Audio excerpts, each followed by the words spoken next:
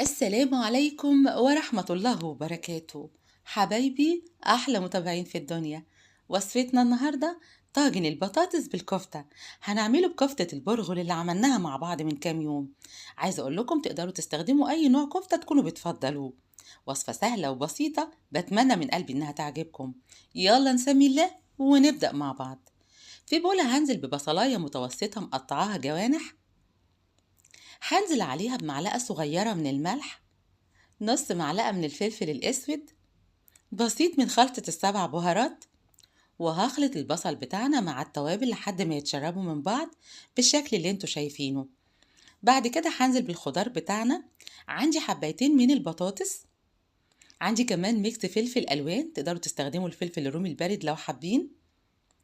هنزل كمان بالطماطم، ولو حابين تستخدموا فلفل حار مفيش مشكلة. هقلب كل المكونات بتاعتي